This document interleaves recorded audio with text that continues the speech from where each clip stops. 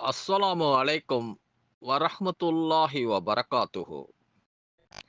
அன்புமிக்க அல்லாஹுவின் நல்லடியார்களே, சகோதர சகோதரிகளே, ஒரு நாள் நீங்கள் எழுந்து உங்கள் கண்களுக்கு முன்பாக உங்களுடைய துஆக்கள் அனைத்தும் ஏற்றுக்கொள்ளப்பட்டதை உங்கள் கண்களால் மகிழ்ச்சியோடு காண்பீர்கள். இன்ஷா அல்லாஹ். அல்லாஹு நாடினால் அல்லாஹு நாடுவான். ஏனென்றால் துஆக்களை ஏற்றுக்கொள்ளக்கூடியவனாக இருக்கின்றான்.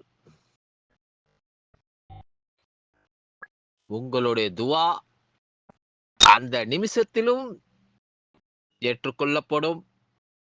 கொஞ்சம் பொறுமையாகவும் உங்களுடைய துஆ ஏற்றுக்கொள்ளப்படும். அப்போது உங்கள் கண்கள் கண்ணீரால் நிரம்பும். பொறுமையோடு பிரார்த்தனை செய்யுங்கள். நீங்கள் விரும்பியதெல்லாம் அல்லாஹ் தருவான்.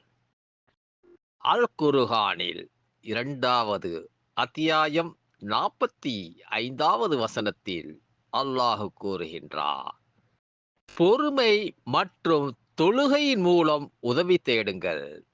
பணிவி பணிவுடையோரை தவிர மற்றவர்களுக்கு இது பாரமாகவே இருக்கும். இன்ஷா அல்லாஹ் நாம் பொறுமையுடன் தொழுகையின் மூலமாக அவனிடத்தில் துஆ செய்து நம்மளுடைய துஆவை அவன் ஏற்றுக்கொள்ளக்கூடியவனாக இருக்கின்றான்.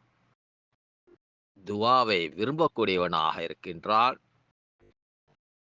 இன்ஷா அல்லாஹ் நம்மளுடைய பாவங்களை மன்னிக்கக்கூடியவனாக இருக்கின்றான்.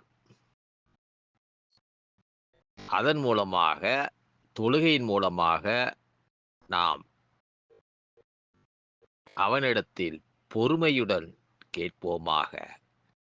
இன்ஷா அல்லாஹ் நம்மளுடைய துஆவை ஏற்றுக்கொண்டு நம்மளுடைய அனைத்து செயல்பாடுகளையும் அல்லாஹ் செயல்படுத்தக்கூடியவனாக இருக்கின்றான். இன்ஷா அல்லாஹ். அஸ்ஸலாமு அலைக்கும் வரஹ்மத்துல்லாஹி வபரகாத்துஹு.